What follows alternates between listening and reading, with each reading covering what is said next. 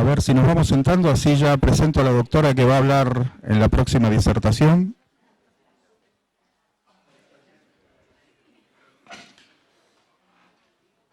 Bien, la doctora Guadalupe Piccirilli nos va a hablar de brucelosis.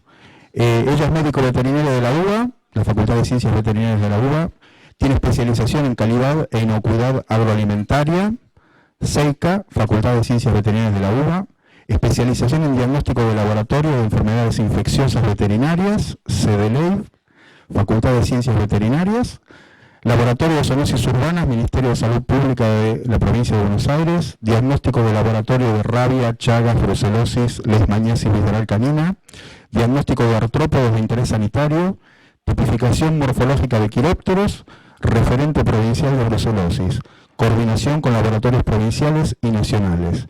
Y está en el área de capacitación permanente de los centros de zoonosis municipales de la provincia de Buenos Aires. La recibimos con un aplauso, por favor.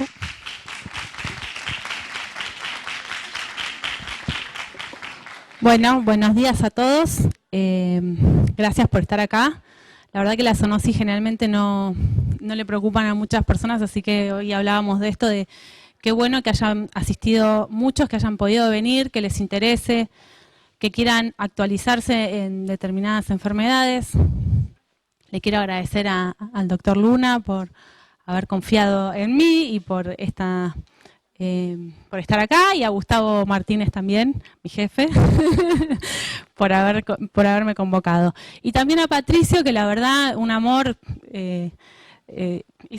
armó un poco la presentación para que estemos acoplados, así que bueno, muchas gracias. Bueno, les voy a hablar un poco de brucelosis, es como una actualización.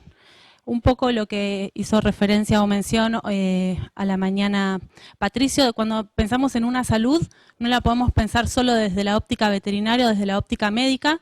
La realidad es que yo trabajo con distintos profesionales, desde bioquímicos, trabajadores sociales, biólogos, y la interacción y lo que yo por lo menos aprendo de ellos es muchísimo. Realmente poder trabajar de forma interdisciplinaria con otras profesiones, con médicos, con biólogos, con asistentes sociales que nos dan otra visión, otra realidad, otra mirada de la misma enfermedad. Porque a veces no se trata de solamente encasillarnos o quedarnos con lo que nosotros sabemos, sino por ahí abrir un poco más la mente, dejar un poco del lado del ego y tratar de escuchar o tener otras visiones.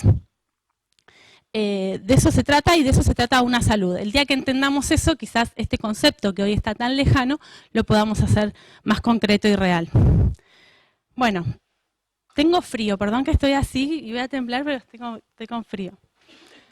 Bueno, para hablar un poco de brucelosis, y esto a modo introductorio, la brucelosis es también conocida como fiebre de Malta, fiebre recurrente o fiebre del Mediterráneo.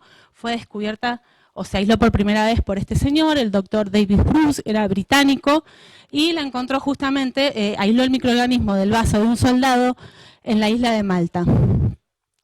Pero no solamente se quedó con el aislamiento, que en ese momento no se sabía que era Brucella militensis, el nombre Brucella viene justamente por este señor, sino que también lo que él verificó o comprobó es que los soldados se enfermaban al consumir leche de cabra infectada, ¿sí? Y si vemos la fecha, esto ocurrió en 1887 y aún seguimos hablando de brucelosis. O sea, ahí se aisló por primera vez y aún seguimos teniendo brucelosis. La realidad es que esta enfermedad tiene distribución mundial, pero los países desarrollados la han podido erradicar o controlar, y los países en vías de desarrollo seguimos luchando contra esta enfermedad. En parte esto se debe a que los programas que hay de control y de erradicación no funcionan, o en muchos casos ni siquiera hay programas de control y erradicación, ¿sí? Esta enfermedad infecta principalmente, como vamos a ver, Brucella tiene un rango muy amplio de hospedadores, tiene hospedadores domésticos y hospedadores silvestres, y accidentalmente puede afectar o infectar al hombre, ¿sí? Dentro de lo que conocemos y los veterinarios sabemos mucho de brucelosis bovina, ovina, caprina, por ahí canis, más o menos, canina y porcina. Pero nos olvidamos un poco también de lo que es la brucelosis silvestre, donde también se encuentran en zorros, ciervos, liebres, y los últimos aislamientos de brucela se realizaron en en mamíferos marinos, en focas y delfines. Bueno, es un grave problema de salud pública, porque es una enfermedad insidiosa, crónica, afecta a la producción animal, eso los veterinarios lo sabemos perfectamente, y también afecta a las economías regionales, porque lo que vamos a ver es que la mayor parte de los brotes que se generan de Brucela es por el consumo de quesos o leches no pasteurizadas, ¿sí? Y cuando uno empieza a interiorizarse o sale un poco de lo que es la General Paz, en el interior es muy común y hay muchas economías que subsisten gracias al queso de cabra, al queso de oveja, ¿sí? Entonces eso no se puede erradicar porque las familias viven gracias a eso, pero sí lo que se puede hacer es educar a esas familias para que el queso que produzcan no nos enferme, ¿sí? Y en Latinoamérica los países con mayores prevalencias son Argentina, México y Perú, y esto está también muy vinculado a esto del consumo de estos quesos. En México comen quesadilla, que también es muy popular, y también se hace con leche de cabra. Bueno, como agente causal de Brucela tenemos Brucella abortus, que su huésped natural es el bovino, Brucella suis, que su huésped natural es el cerdo, el hombre como huésped accidental, las ovejas como el género Brucella militensis como hospedador de las ovejas y las cabras, y Brucella canis como huésped en los caninos. Cuando me propusieron hablar de brucelosis, nosotros desde el 2017 yo tuve la suerte de hacer una capacitación en el Instituto Malbrán, en el Laboratorio Nacional con la doctora Gabriela Escobar, y a partir del 2017 en el laboratorio estamos haciendo diagnóstico de brucelosis, tanto animal como humana, porque conmigo trabaja una bioquímica.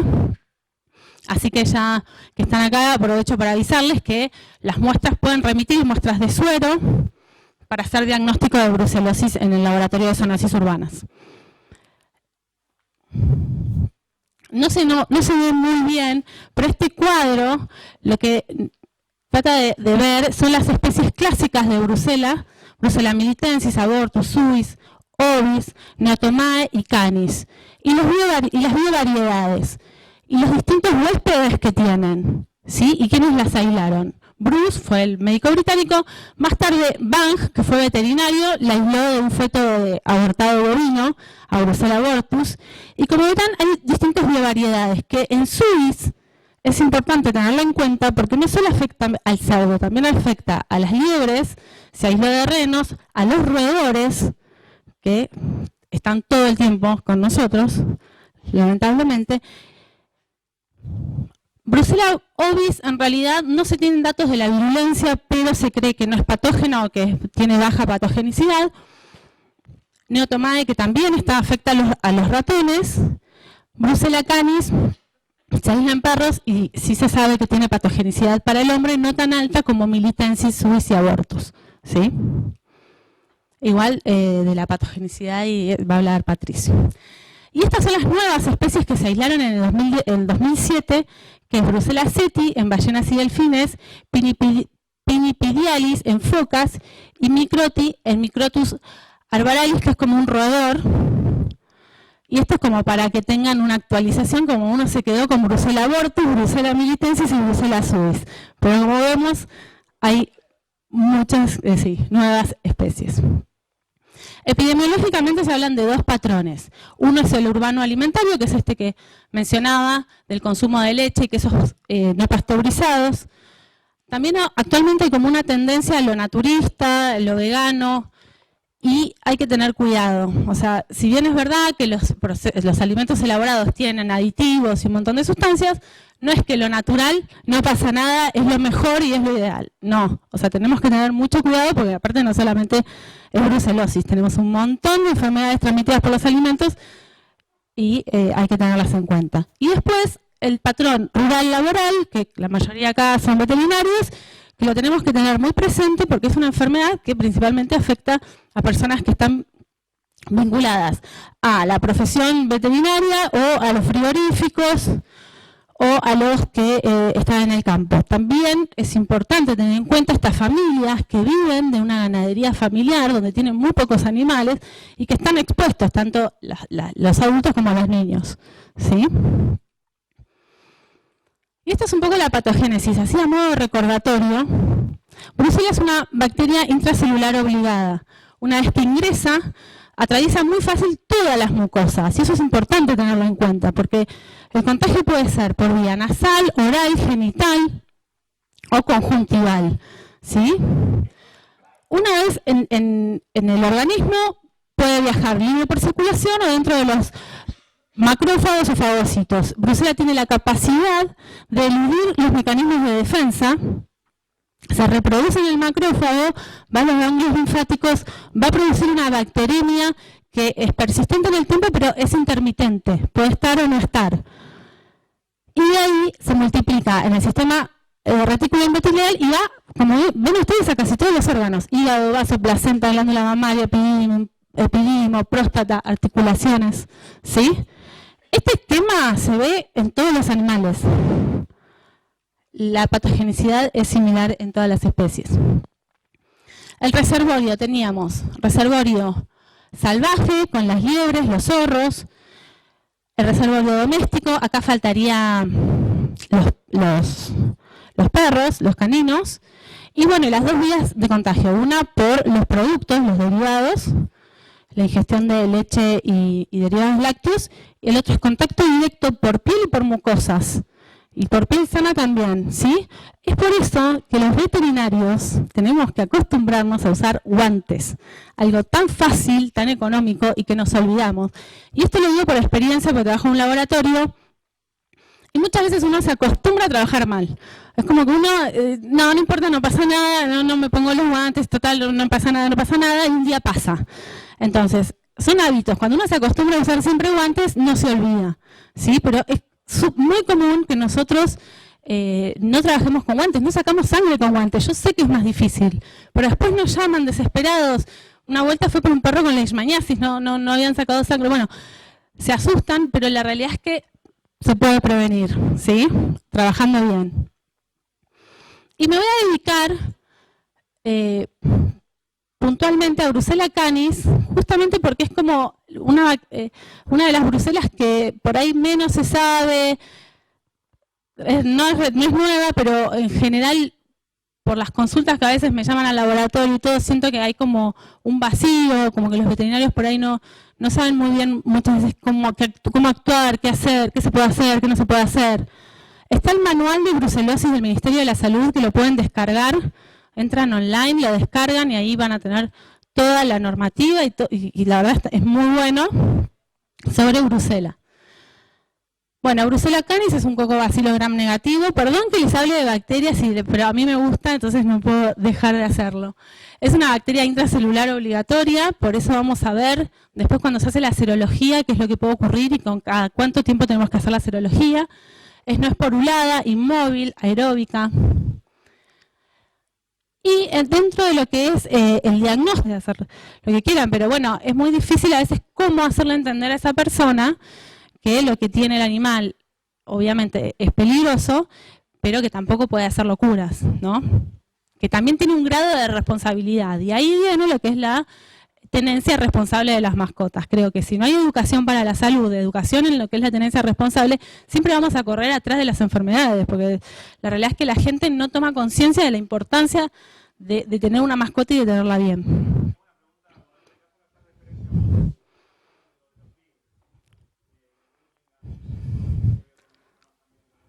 Sí.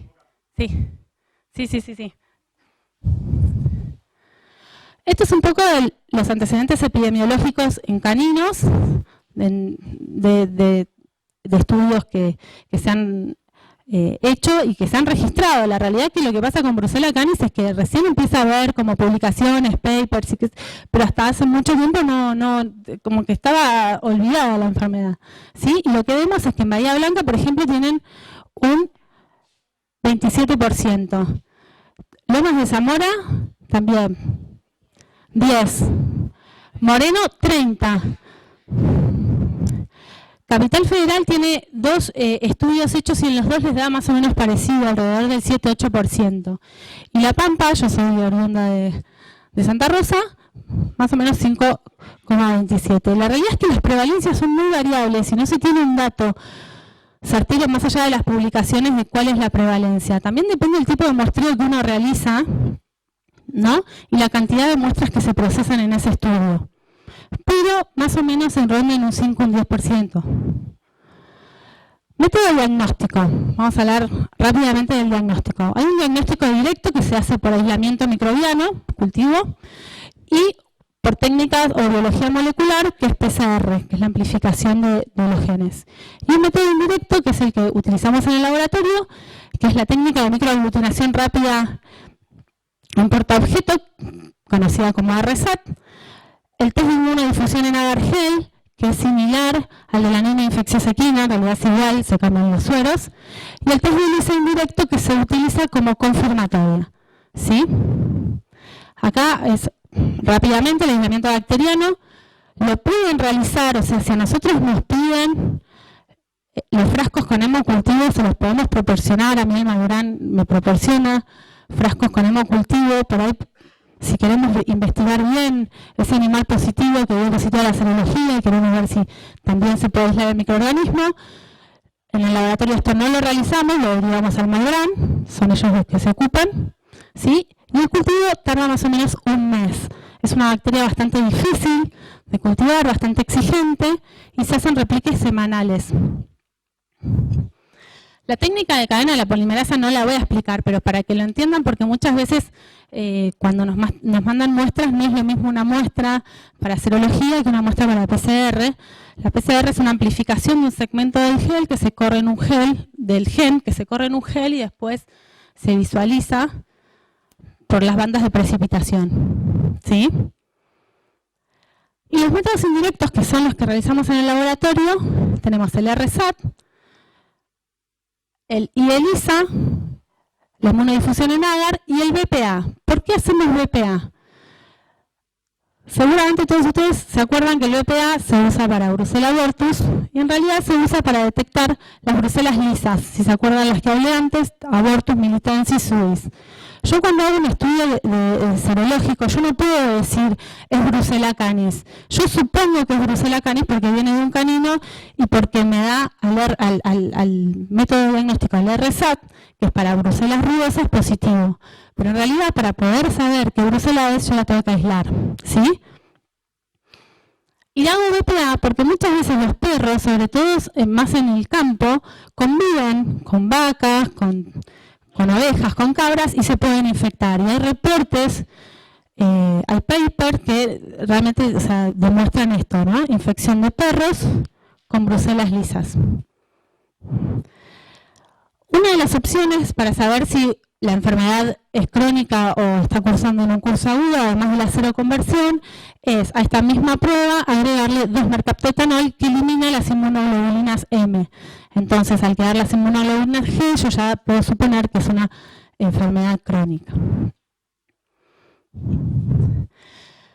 Es una enfermedad bajo vigilancia de notificación obligatoria, ya lo habla Patricio, pero en los humanos se notifica por CISA y en veterinaria se notifica por las enfermedades, los eventos de notificación obligatoria, de los que habló Gustavo, en el Colegio de Veterinarios. Ustedes ingresan y van a tener ahí las fichas para descargar, para completar, y también van a tener el link para hacer la denuncia, que es acá, ¿sí? ¿Por qué es importante notificar? Yo sé que lleva tiempo, pero es la única idea, o sea, nosotros podemos actuar, realizar foco, realizar tratamientos si se notifica. Porque si yo no me equivoco, este caso de Burlingame surge, el del criadero, porque notificaron. Y a partir de ahí se hicieron todas las acciones de foco, que realmente estuvieron muy bien. Y como ven, Brucella, en los eventos de notificación obligatoria de pequeños animales, tiene un 26%, está por debajo de la leptospirosis. ¿Sí? Así que bueno, yo los invito a que nos manden muestras para poder tener más también idea o poder actuar de otra manera con respecto a Brucella canis, sepan que está presente y que hay muchos casos, ¿sí?, de brucelosis. Perdón. Sí, las pueden mandar o a través de las zoonosis municipales. En general nosotros, las recibimos a través de zoonosis municipal. Y otra cosa importante, y no es menor, es que cómo tienen que remitir las muestras. Nosotros hacemos diagnósticos serológicos solamente, pero si ustedes llegan a tener algún caso particular donde hay un aborto, donde hay otro tipo de muestras, nos llaman, nosotros les decimos les explicamos cómo remitir la muestra, porque esa muestra nosotros la derivamos al Instituto Malbrán directamente, ¿sí?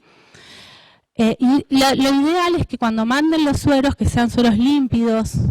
Los sueros se pueden congelar, la sangre no se puede congelar porque se hemoliza y después esa muestra no me sirve para diagnóstico.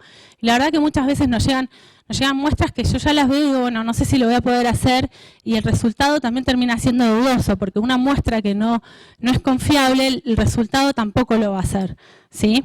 Entonces, lo ideal es que sean sueros límpidos. Si no tienen centrifugadora, lo dejan coagular y después lo refrigeran, lo ponen en la heladera, pero nunca lo congelan, ¿sí? Porque cuando lo congelan ya la muestra no sirve. Sé que es muy difícil sacar sangre, sé que muchas veces se emboliza mismo cuando sacamos sangre, pero bueno, la verdad que es una pena a veces cuando llegan al laboratorio y no se puede realizar porque está mal tomada la muestra. ¿Sí?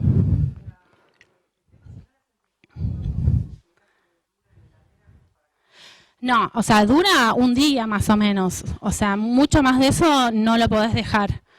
La idea es, la refrigerás y lo antes posible lo llevas al centro. Si tenés suerte de tener una pipeta y poder extraer el suero, eso sería ideal, porque ya ese suero lo congelás y lo podés dejar mucho tiempo.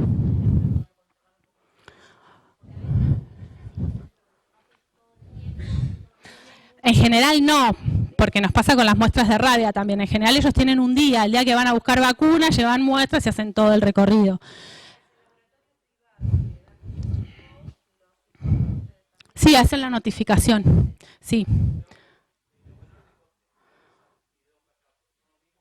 Sí, estas técnicas que mencioné, salvo el ELISA, son cualitativas, solamente te dicen reactivo o no reactivo, ¿sí?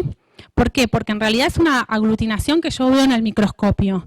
Entonces yo no te puedo decir un valor. El ELISA, que es nosotros cuando nos da reactivo un animal, esa muestra se deriva al Malbrán para que le hagan la confirmación por el método de ELISA, que sí es cualitativo y te va a tener un número de corte, que para el Malbrán es más de 27. Igual eso es como cuando te viene el informe te lo dice.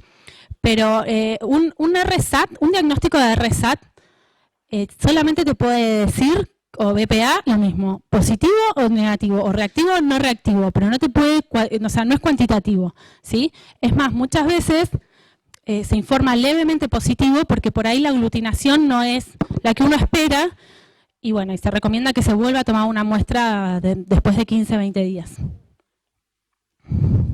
Bueno, los dejo con el doctor.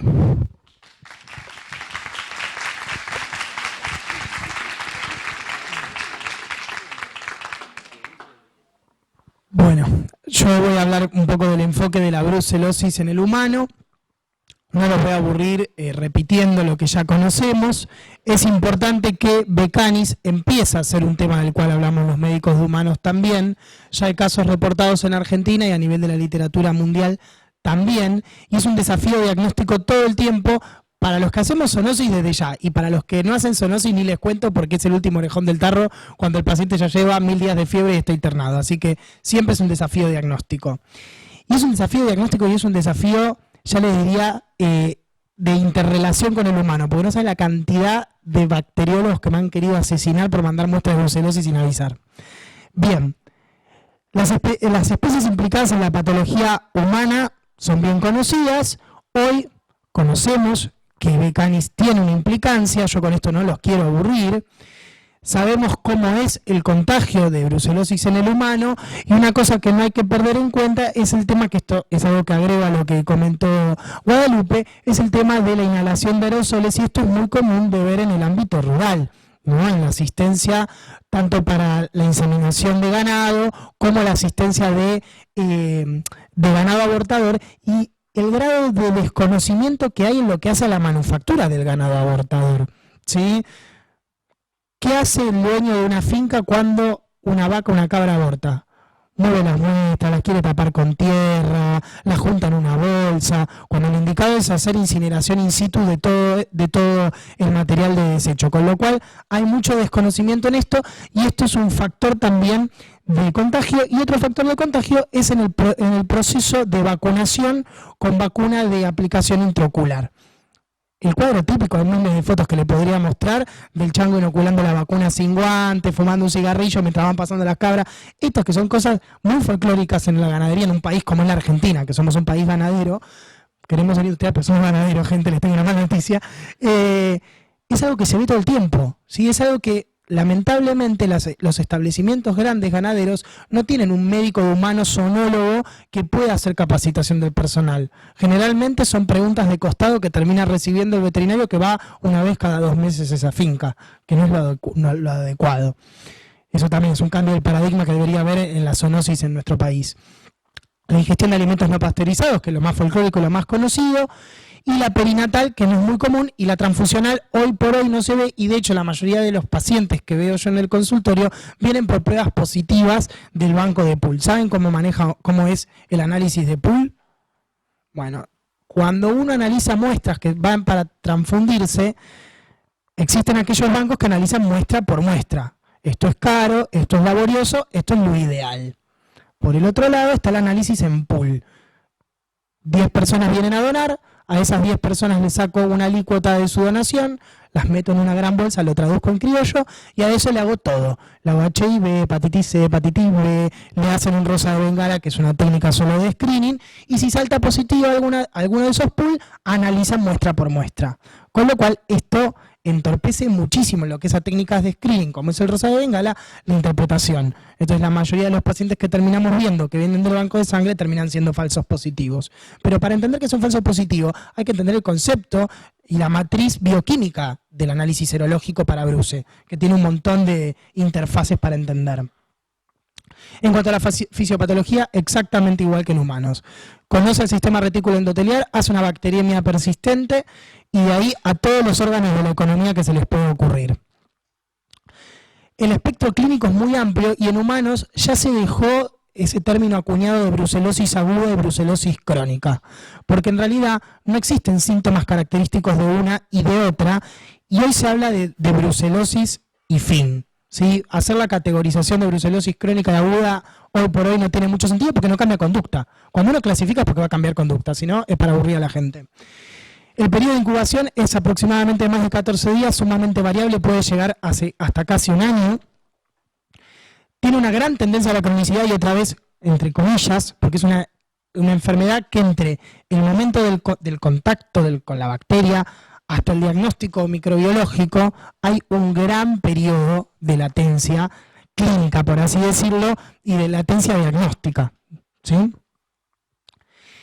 Y lo que es importante es que la brucelosis en el humano, si bien tiene signos y síntomas que son muy, muy característicos, son muy específicos, son poco sensibles, y la brucelosis es, como la sífilis en humano, una gran simuladora, porque puede dar una infinidad de signos, sintomatología. Lo más común que uno puede ver en el paciente es la fiebre, una fiebre que es persistente, que recurre, que no genera un gran grado de postración en el paciente. Eso ya el médico empieza a alejarlo de determinadas patologías y lo acerca a otro tipo de patologías. Créanme que brucelosis nunca está a la cabeza, siempre es una de las últimas, porque uno siempre empieza a buscar patologías que revistan mayor riesgo para el paciente. Un paciente con fiebre prolongada sin diagnóstico, lo primero que va a buscar es endocarditis, ¿sí? Y en ese contexto que pasa, uno hace, no sé si saben cómo son los hemocultivos con protocolo de endocarditis, pero uno lo que hace es tratar de buscar la patente microbiológica, que es la bacteremia persistente. Con lo cual, a la persona se la cita reiteradas veces para hacerle hemocultivos seriados. Lo ideal, cada 2 o 3 horas, ir a hacer un hemocultivo. ¿Cuántas veces nos llevamos el chasco y el bacteriólogo más, al oler su placa, que eso terminó siendo una brucelosis? Y ahí es cuando todos los del laboratorio nos quieren asesinar. La sacroileitis y la espondilodicitis en el humano, a diferencia de los perros, no es algo raro. Es de lo más común. Paciente con lumbalgia baja, fiebre de larga evolución, que uno ya lo aleja de la infección urinaria alta y lo acerca a la espondilodicitis, tiene que estar siempre en la mente del médico infectólogo y del médico clínico que ve ese paciente, brucelosis. A la cabeza van a estar otras causas de espondilodicitis. Obviamente la estafilocóxica es la más común, pero brucelosis no puede no salir dentro del espectro diagnóstico. La hepatitis ya es algo más raro, la esplenomegalia con calcificaciones ecográficas. Este es un signo que también es sumamente específico de brucelosis, no patognomónico, pero a nivel humano hay 3 patologías que generan calcificaciones en el vaso en la ecografía: la histoplasmosis crónica, la brucelosis y la tuberculosis miliar. Nada más, 3 patologías. La afectación de la médula con anemia hemolítica, la uveitis también es algo más raro de ver, lo vemos más en lepto nosotros y en sífilis. La neurobrucelosis, que hay infinidad de artículos, creo que en el link que se pueden descargar les dejé algunos artículos de Papas, que es el padre de la brucelosis a nivel mundial en humanos, griego él. Y esto ya es más raro, la afectación genital en humanos es raro. Y la endocarditis por brucela, que al igual que la afectación del sistema nervioso central son catástrofes, son endocarditis que tienen tratamiento, entran dentro de lo que son endocarditis a cultivo negativo, porque una endocarditis no se cultiva nunca un mes, se cultiva entre 7 a 14 días. Si uno piensa en gérmenes fastidiosos, hay un 5% de las endocarditis en humanos, que yo les podría dar una charla enorme de endocarditis a cultivo negativo, donde ahí entran muchos patógenos zoonóticos, entre ellos la fiebre Q, bruce, entre otros, clamidia, Lyme. Tienen tratamientos prolongadísimos y con una alta tasa de fallo terapéutico. Y todo esto se resume, todo lo que les dije, en realidad lo que nos viene a nosotros es esto. Doctor, el paciente tiene fiebre, lo estudiamos, le dimos 1000 antibióticos y sigue con fiebre. Es eso, ese es el chiste. Y a diferencia del paciente con accidentes rábicos graves, son pacientes que vienen por consultorio. Raro que sean pacientes internados, ¿sí? Entonces son pacientes que consultan repetidas veces. Y a veces no es tan evidente el nexo epidemiológico que tiene con bruce. Entonces uno lo tiene que sospechar igual, mismo en el entorno urbano. En cuanto al diagnóstico, en humanos no hay duda. Para nosotros no es algo raro hacer hemocultivos, para nosotros es práctica diaria y hasta en el hospital más rudimentario hay métodos automatizados de bacteriología. Y cualquier método habitual y cualquier medio de cultivo habitual que nosotros usamos desarrolla bruce. Si bien lo ideal sería hacerlo con medio de Ruiz Castañeda, nosotros lo hacemos con métodos comerciales y es fundamental, pero no es fundamental, es cuestión de vida o muerte avisar a bacteriología que uno sospecha bruce. Por 2 motivos. Uno, porque el cultivo se va a prolongar a 21 días. Por ese sencillo motivo, un motivo diagnóstico. Y el otro, porque el bacteriólogo en la Argentina y en muchos lugares del mundo sigue teniendo este hábito de oler las placas. Ojo, que algunos tienen más sensibilidad que el malditof en la nariz, pero después el odio viene hacia nosotros. Así que tanto ustedes como veterinarios y nosotros como médicos tenemos que avisar al laboratorio de nuestra sospecha. Porque esas conductas en el bacteriólogo no las vamos a sacar. Ya tuvimos muchas luchas por eso. Lo mismo pasa con la muestra de Coxi.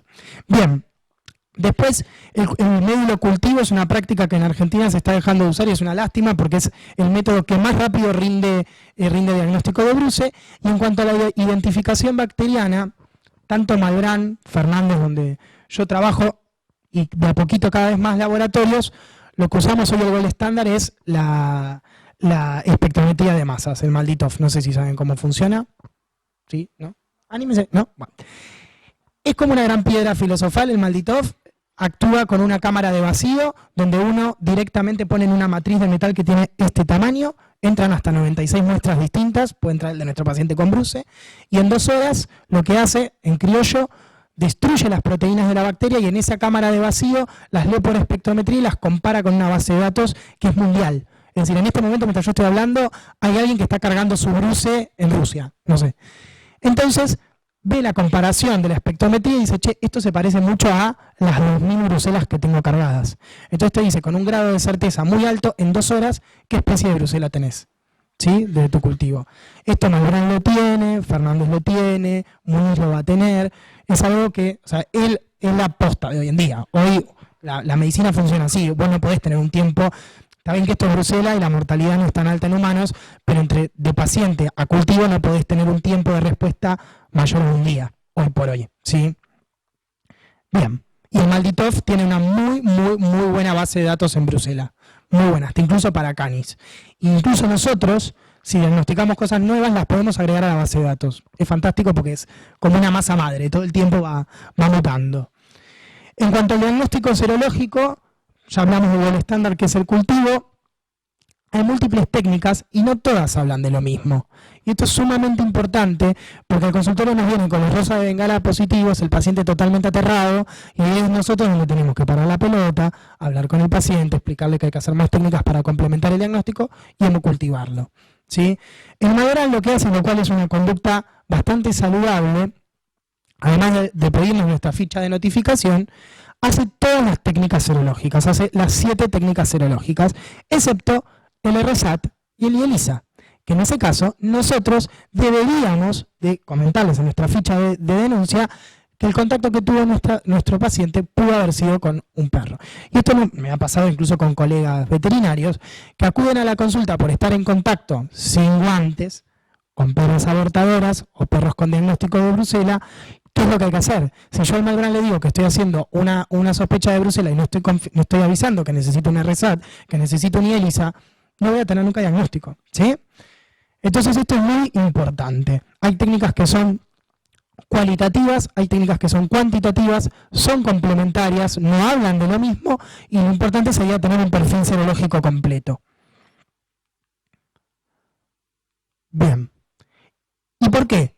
Porque hay técnicas, como por ejemplo las que apuntan a la visualización del coágulo, que son sencillamente operador dependientes. Yo no puedo confiar, pero yo no puedo confiar en todos los laboratorios en que van a interpretar que esto es positivo y que este coágulo medio formado es dudoso, ¿no? Y esto, ¿saben con qué pasa mucho? Con sífilis, con la BRL. La BRL es lo mismo. ¿Cómo se forma el coágulo? Me dicen los títulos de la BRL. Puede haber una variabilidad de hasta 4 títulos, con lo cual sumamente inespecífico y uno siempre tiene que guiarse con la clínica del paciente. Y estas pruebas son de screening, son muy buenas para los bancos de sangre porque permiten hacer un buen screening, pero no son útiles para definir un paciente. Así que una o varias pruebas negativas no descarta, una o varias pruebas positivas no habla de infección activa, porque puede ser una infección que el paciente pudo resolver, su inmunidad la pudo resolver y la tasa de ataque de Bruce en cuanto a la clínica no es tan alta en humanos, no se conoce directamente. Entonces no podemos decir, usted está enfermo, lo voy a tratar, ¿sí? Y esto, ¿saben dónde pasa mucho? También en el entorno agropecuario. Y esto ya va al plano legal. Pacientes que son trabajadores rurales ya buscan cómo hacer el juicio a su patrón porque tengo una serología positiva por Bruce. Y siempre algún médico iluminado, en vez de calmar las aguas, lo que dice, a vos hay que tratarte. No. Hay que buscarle daño de órgano blanco, hay que seguir al paciente, hay que cultivarlo y esperarlo, ¿sí? Con lo cual, diagnóstico netamente serológico en humanos, difícil que se pueda hacer. Con lo cual, el concepto que quiero que se lleven es que esto hay que encuadrarlo en la clínica de nuestro paciente. Cosas típicas que van a ver en el humano, esto es una resonancia magnética, que esto que ven acá son los huesos coxales del humano, ¿sí? Es la cadera. Lo típico, el dolor bajo por Bruce. Uno encuentra una sacroileitis de este estilo, y si no le aparece Bruce en el diagnóstico, no sé a qué facultad fueron. Es importantísimo. Sacroileitis es algo muy típico. No patognomónico, pero lo que sí es patognomónico en brucelosis, que no hay otra enfermedad humana que lo produzca, es esto. ¿Ven esto que acá ustedes ven brillantes? Esto habla de una horadación del ángulo anterior-inferior de la vértebra. Eso que parece un detallecito en la resonancia, tiene un nombre, alguien se encargó de describirlo, y se llama signo de Pons. El signo de Pons es patognomónico. Si nosotros vemos un paciente con lumbalgia, fiebre, y esto es brucelosis, no es otra cosa, ¿sí?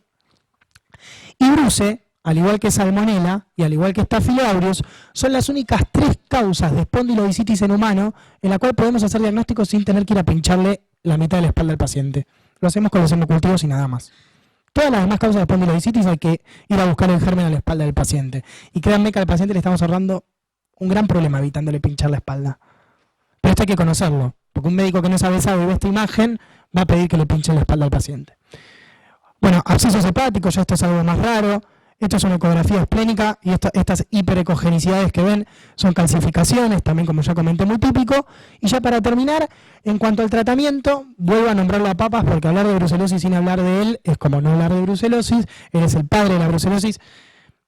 Las grandes publicaciones de brucelosis vienen de la antigua Mesopotamia, Grecia e Irán, porque ellos tienen un consumo de ganado caprino que ya es propio de su cultura. Los griegos, ya sea por la cantidad de queso y yogur que consumen, y los musulmanes por todo el tema religioso. Y ha querido como dejar de lado, papas, en su afán, el uso de aminoglucósidos para el tratamiento de la brucelosis. ¿Qué pasa? Los aminoglucósidos en el humano son sumamente tóxicos, a largo plazo se asocian a falla renal y a hipoacusia, sobre todo la streptomicina, que hasta el día de hoy está dentro de los esquemas de elección, con lo cual si nosotros podemos evitarle a este humano, que lo vamos a tratar de 6 a 12 semanas, ni más ni menos, darle un medicamento que lo puede dejar sordo, y esto es algo que se ve, no es algo anecdótico, se ve, es bueno.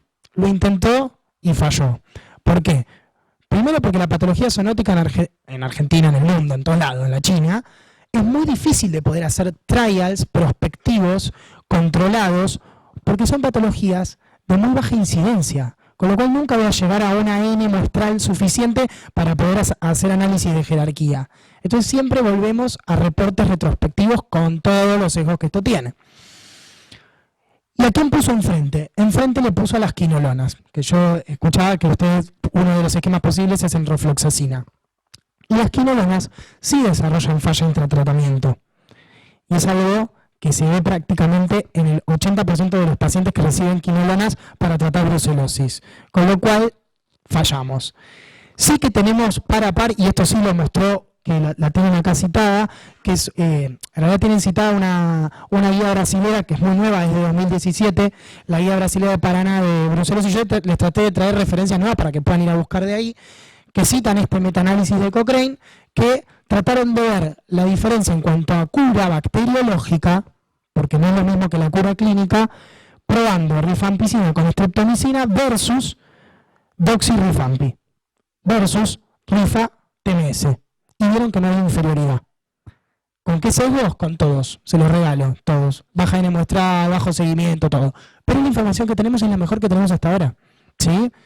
Con lo cual, esto es un beneficio. Pero como ven, en todos los esquemas, rifampi es una constante. Y esto es un problema. No sé si saben, la rifampicina es nuestro pilar de tratamiento en la brucelosis, en la tuberculosis. Y es un problema dar rifampicina en áreas de moderada a alta incidencia, como Irán, por ejemplo, como Argentina, que es de mediana o baja incidencia, cuando uno no descarta tuberculosis, porque uno está haciendo una monoterapia encubierta para tuberculosis y está favoreciendo la resistencia. Con lo cual, depende el paciente y el grado de afectación mínimo son 6 meses y de ahí para arriba, porque si es pulmonar neto y el paciente inmunocompetente 6 meses, después si es pleural ya son 9 a 18 meses, si es en columnas de mal de POT, 2 años, con lo cual uno tiene que estar bien seguro de lo que va a poner y no todos los esquemas son lo mismo. ¿Cómo seguimos a este paciente? El hemocultivo generalmente negativiza rápidamente, no hacen bacteriemias de brecha a nuestro paciente. Bacteriemia de brecha significa que una vez que estoy dando un tratamiento efectivo desde lo microbiológico, vuelvo a cultivar el mismo germen. No, esto no es algo que se ve. Generalmente el hemocultivo es solamente para el primer diagnóstico y no sirve seguir a nuestro paciente con hemocultivos. Ahí sí, las serologías que son cuantitativas nos da un buen perfil de cómo está respondiendo terapéuticamente nuestro paciente. Como sucede, por ejemplo, con sífilis, ¿sí? Que vamos titulando la BRL, esto es lo mismo. Entonces, el primer año, cada 3 meses, uno debería hacer todos los métodos que son cuantitativos. Y esto es importante, porque si al Malbrán le estamos mandando todo el tiempo del mismo paciente y no informamos que está con tratamiento, van a hacerle las 7 muestras de nuevo, innecesariamente, porque los cuales ya sabemos que van a ser positivos, ¿sí? Bien, y como mensaje es para llevarnos a casa, la brucelosis tiene un largo y variable periodo de incubación. lo más común que vamos a ver en el consultorio no es que el paciente venga con dolor de espalda, sino que lo más común es que venga con fiebre y sin más. Poner siempre en aviso al laboratorio cuando estamos mandando muestras de cultivo de Brucela, fundamental. Seamos solidarios con nuestros colegas que siguen oliendo sus placas. Las serologías no son un dogma, claramente hay que interpretarlas en el contexto clínico de nuestro paciente. Como ven, en humanos usamos todas las pruebas que hay disponibles, ¿sí? No nos ahorramos ninguna. Usamos desde 2 mercaptotanol hasta ELISA, y si pudieran hacer PCR y están validadas, las haríamos igual, ¿sí? Y el cuadro implica gran morbilidad librado a su libre evolución natural, y esto tiene mucha implicancia en el entorno laboral, ¿sí? Mucha implicancia en el entorno rural, porque hay muchos pacientes que quedan postrados realmente de por vida, porque uno puede tratar, esterilizar las lesiones, pero las lesiones en columna, las lesiones sacroiliacas, quedan. La inflamación y la destrucción ósea queda, y eso no se puede resolver, ¿sí? Y bueno, nuevamente, este es otro link para que descarguen esta también, y espero que les haya gustado.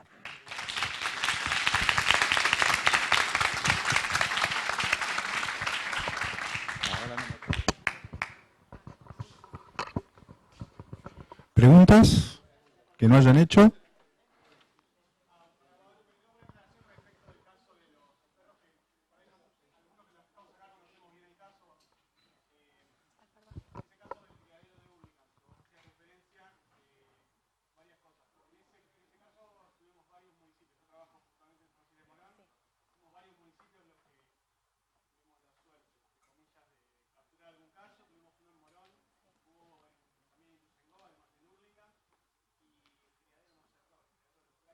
Ah, es verdad, tenés razón, eso fue, sí. No, no, mala mía, sí, lo clausuraron. Sí, lo clausuraron y bueno, ya sí, no se dedica más a... Sí, sí, yo tengo, digamos, a mí me llega lo que hicieron y las muestras. No quise mencionar de qué lugar era pero me parecía interesante, lo que me parece interesante de ese caso es cómo reacciona el hombre de que le entrega a los animales y empieza o sea...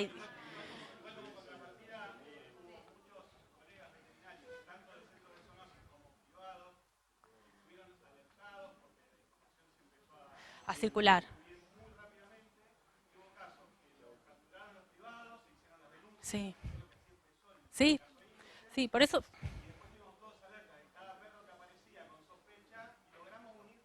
Sí, sí, sí.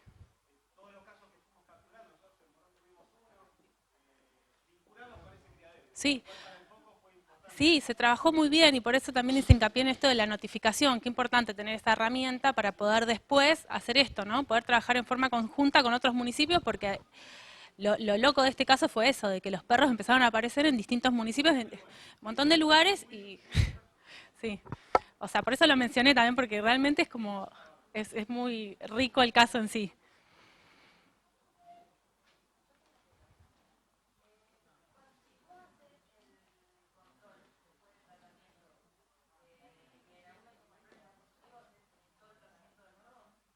No, no, generalmente le das un poco de tiempo, porque es lo que hablábamos, o sea, por ahí justamente para Brucella canis no hay mucho más que RSAT y ELISA, y bueno, y en algunos institutos hacen PCR, pero la validación con PCR es como, no estás, bueno, es como un tema más gris. Pero la realidad es que vos si te da positivo, que nos ha pasado con uno de estos perros también, vos le seguís haciendo controles. En algún momento tendría que negativizar. Lo que se puede hacer si no es un hemocultivo, para ver si está la bacteria o si son los anticuerpos, ¿sí? Porque te puede dar positivo, sí. Sí, después del tratamiento te puede dar positivo, porque la realidad es que vos con el RSAT lo que evaluás son anticuerpos, te deberían bajar, pero a veces depende también mucho del animal. Nos ha pasado de que perros que se están controlando y sí, siguen dando por ahí o es levemente positivo. Es importante tener el seguimiento de ese animal, porque algo baja, o sea, no es que va a dar exactamente igual. Y si no, sí se debe cambiar el tratamiento, porque por ahí también puede ser que no sea eficaz o que no esté actuando.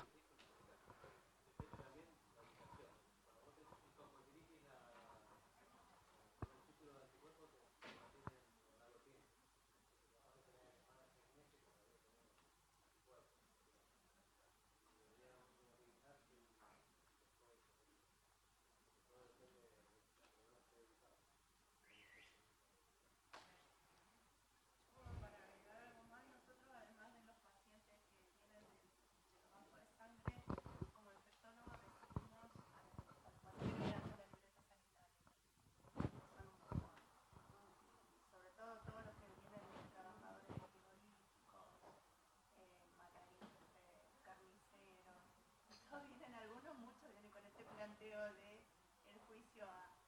Entonces, bueno, hasta explicarles la necesidad de confirmar ese diagnóstico, de ver si tiene daño en órgano blanco y demás, es bastante engorroso. Pero no hay una real dimensión y yo creo que hay un subregistro impresionante de esta patología. Sí, hay un subregistro impresionante y aparte los métodos que a veces tenés desde lo clínico para evaluar el daño de órgano blanco de tu paciente no están en todos lados disponibles. Tenés a disposición un resonador. Yo, gracias al cielo, tengo tanto en el Fernández como en Malvinas un resonador a disposición, pero las consultas son de ese estilo. Entonces vos tenés que valorar clínicamente al paciente. Y referido a lo que vos decías del descenso de título de anticuerpo, hablo de la medicina humana, lo más común es que no baje en el primer año. Que el primer año al tipo lo tengas con títulos de anticuerpos altos, estables, que bajen lentamente, con eritro y PCR, que son parámetros que hablan de inflamación, que van bajando muy de a poco, y uno lo sigue clínicamente. Y ahí repetir el curso de tratamiento, y eso sí, estuvo bien revisado, nuevamente por nuestro amigo Papas, no mostró mejoría aumentar el tratamiento más allá de los 3 meses. Con lo cual, la respuesta es seguilo, y si clínicamente vuelve a empeorar clínicamente, es decir, va a tardar sus buenos años en hacerlo de nuevo, lo volvés a tratar. Todo esto off-label 100%, recomendación de expertos. Con lo cual no hay que desesperarse, no sé, desde la medicina canina o de la ganadera, pero desde la medicina humana no hay que desesperarse si el paciente ya terminó el tratamiento. O sea, si el paciente ya perdió la fiebre, que ya es un gol para nosotros, si el paciente ya está un poco mejor clínicamente, aunque los títulos sigan altos, that's all. Eso fue todo lo que podemos hacer por él y hay que seguirlo, eso sí, hay que seguirlo.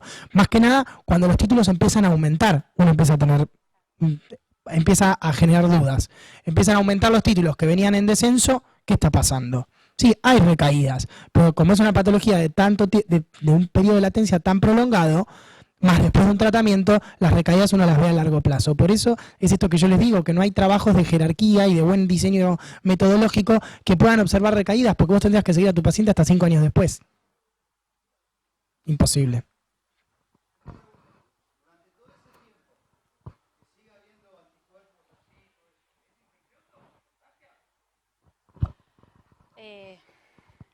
El tema es el siguiente, o sea, cuando nosotros, si la serología te da positiva, quiere decir que hay anticuerpos circulando. Esos anticuerpos pueden ser porque haya bacteremia o puede ser porque se mantengan en el tiempo, porque tienen larga duración. Por eso hablaba de lo de hacer por ahí un hemocultivo para ver si está la bacteria circulando en sangre. La realidad, esto hablo de los perros, ¿sí? De los caninos. La realidad es que la bacteremia muchas veces también es intermitente, tiene periodos de bacteremia y periodos donde podés encontrar la bacteria, la podés aislar, y periodos en donde no, porque la bacteria está por ahí más acantonada. Entonces, como decía Patricio un poco también en los animales, la serología hay que saberla interpretar, o sea, no es que un resultado y ya está. Hay que como que seguir al paciente y hacer una evaluación como general de todos los aspectos epidemiológicos y también del animal y de los signos clínicos que tiene, ¿sí? Lo ideal en un canino, o sea, la primera medida siempre es la castración, porque ahí ya evitamos que se siga diseminando la enfermedad, ¿sí? Ahí las probabilidades de contagio se bajan bastante, disminuyen, y después sí tratarlo para que obviamente ese animal siga conviviendo con la familia. Sí, pero en realidad baja un montón. Una vez que lo castrás, la posibilidad de...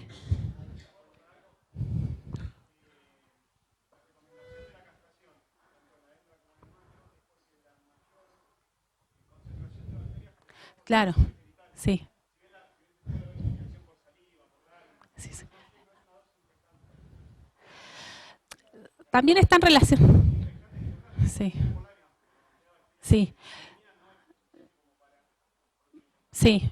Y además, la Brucella canis no es tan patógena, o sea, igual eso todavía es como que no hay tantos reportes, pero en general lo que se sabe es que no es tan patógena como militensis, suis y abortus, ¿sí? Entonces, la realidad es que cuando vos castrás, ahí ya disminuís un montón la probabilidad de contagio, ¿sí?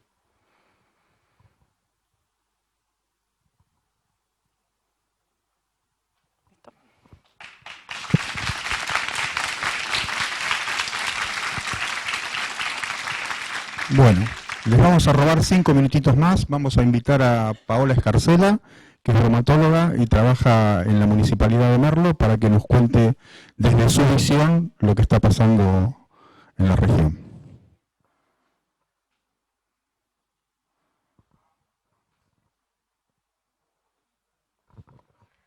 Bueno, hola a todos. Antes que nada, gracias por la invitación al doctor Luna y al equipo. Mi intervención es muy chiquita, muy corta. Tiene que ver un poco con la realidad cuando pasan todo lo que vienen hablando los profesionales sobre los brotes. Y más que nada, en nuestro caso en particular, acá en Merlo, zoonosis está separado de bromatología. Somos dos áreas distintas. En muchos municipios está integrado, tanto bromatología con zoonosis pertenecen a la misma dirección. Pero bueno, en nuestro caso, en el año 2016, acá en Merlo hubo 50 casos de triquinosis, se fueron tratando los pacientes, todos fueron en Merlo, bueno, para los que no son de acá, hay hospitales municipales y hay un hospital que es provincial. La gente se estuvo tratando ahí, bueno, se estuvieron mandando muestras al Malbrán en su momento, por ende había una sospecha, ¿no? Y bromatología fuimos los últimos en enterarnos. En realidad el territorio fue el último en enterarse porque tampoco se había enterado la Secretaría de Salud. Si bien por un tema de organigrama y de hace muchos años, bromatología pertenece a gobierno, que no tiene nada que ver, pero bueno, pasa en muchos municipios.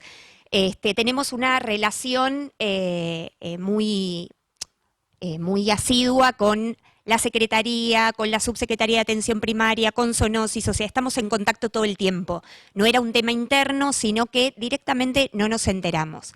Entonces, cuando nos enteramos ya había gente en el Muñiz, más que nada. En el Muñiz, en el Posada, se derivaron todos, que bueno, era un poco también lo que hablaba Patricio antes, se derivan todos y es como que se terminan atendiendo en otro lado y uno no puede hacer ningún tipo de seguimiento.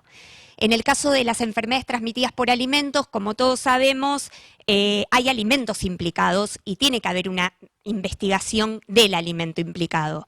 Si en este caso bromatología, que es la única que tiene incidencia como para cortar cadena de expendio, de producción, hablamos de toda la cadena, ¿no? Agroalimentaria, en este caso, más que nada en triquinosis, es muy difícil. Entonces, como venían hablando recién, la gente, uno sigue como propiciando ese brote. Y no tenés manera. Si bien sabemos todos que la triquinosis tiene un periodo de incubación bastante largo, prolongado, por lo general, no muchas veces los síntomas aparecen enseguida, pero también se subdiagnostican, como ya saben también, más que nada con tema de conjuntivitis. Entonces, fueron muchísimos pacientes al oculista porque les habían dicho que tenían conjuntivitis. Esto pasa que por suerte hoy están todos acá y falta mucho de la comunidad médica humana que se involucre en el tema de la zoonosis, que se involucre en las enfermedades transmitidas por alimentos, porque son los que van a diagnosticar. Y en el caso, nosotros como bromatólogos y gente que está dentro, que trabaja dentro, ¿no?, de la dirección, no podemos llegar al alimento en cuestión. Imagínense que nos enteramos un mes y pico después, por ende, todo lo que sería esa tropa de cerdos, ¿no?, que había infectado, ya se la habían consumido toda, era imposible llegar. Supusimos que el brote venía de un municipio vecino, la carne, digamos, pero bueno, son todas suposiciones, no se llega bien al foco del problema, entonces esto se sigue propagando. Es lo que suele pasar, lamentablemente, porque no están aceitados estos canales de comunicación que son tan importantes, ya sean locales, la parte protocolar es real, funciona a veces por la mitad, pero está bueno. Pero el tema es que los municipios no entramos dentro de ese sistema si no tenemos la información precisa. Y a veces es un llamado telefónico. Siempre hablo a nivel local, ¿no? Es un simple llamado telefónico a la Secretaría de Salud, a la Dirección de Bromatología, a la Subsecretaría, en este caso de Atención Primaria, las salas. el área que tenga competencia. Entonces es súper importante esto de la información, es súper importante que la comunidad médica se empiece a acercar, y es súper importante esto de aceitar los canales, en especial locales muchas veces, que es lo que falta, porque nos pasa a muchos municipios que dentro de la estructura es como que siempre bromatología queda como afuera, como que tiene una pata siempre afuera y somos el último orejón del tarro, por decirlo de alguna manera. Lamentablemente hubo 50 casos, todos atendidos fuera del distrito, y lejos también, y con poca información de la evolución. Sí, por supuesto hay una epidemióloga, que es la que se ocupa un poco más de todas estas cosas, pero bueno, las bromatologías también son importantes en este caso, y poder hacer la investigación del alimento en cuestión o de dónde viene, por más de que sea un solo caso. En Merlo sacamos una ordenanza que la estuvimos preparando con la epidemióloga el año pasado, y bueno, se votó por Consejo Deliberante este año, que tiene que ver con esto, con los canales locales de comunicación, a dónde se tienen que dirigir en caso de un representante de cada área responsable, ¿sí? Para que se entere justamente de todo, y poder estar intercomunicados, que uno dice, bueno, estoy al lado y no me entero, o es lo más difícil, aunque parezca lo más fácil, es lo más difícil. Aunque haya un solo caso, muchas veces no es brote. Acá ha pasado en instituciones privadas de que ha habido un caso de síndrome urémico y se derivó, un caso de shigellosis y se derivó, pero nos terminamos enterando muchísimo después, y a veces en el caso de shigellosis por una institución educativa, porque solicitan una charla o porque solicitan información. La comunidad educativa, los padres, los maestros, los directores, le echan la culpa al colegio porque fue el agua, bueno, y resultó ser un solo caso, pero la idea justamente es llevar información y no enterarte por un tercero que no tiene que ver con el circuito, digamos, de salud. Entonces, bueno, agradezco muchísimo la participación, agradezco muchísimo que todos estén interesados en esto, que sean parte. Más allá que una triquinosis, bueno, en una veterinaria es medio complicado, pero bueno, pero no importa, para que estén informados más que nada. En el caso de esta ordenanza tiene un artículo, es un articulado muy chiquito, porque la verdad que no hay mucho para explicar. Tiene 3 anexos, uno que es el flujograma de circuitos de comunicación, el segundo anexo tiene que ver con la forma que esto está todo sacado del Manual de Epidemiología de la provincia, la forma de comunicar por planilla, por ficha, digamos, cada enfermedad. Y un tercer anexo que tiene que ver con el reservorio, con la sintomatología, con los alimentos implicados de las enfermedades, digamos, más prevalentes transmitidas por alimentos. Así que bueno, esto era más que nada informativo. Les agradezco mucho, vuelvo a agradecer al Círculo de Veterinarios por esta jornada súper interesantes y a los disertantes también. Muchas gracias.